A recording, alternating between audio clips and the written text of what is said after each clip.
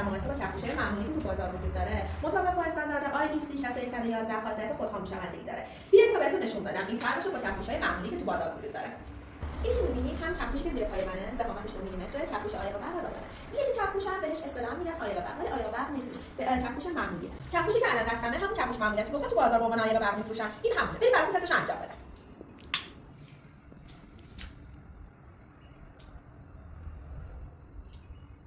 همونطور که می‌بینیم وقتی که آتیشش می‌زنیم مطابق استاندارد IEC 60111 خاصیت خودخوابشوندگی نداره. رفته این آتیشش بیشتر میشه.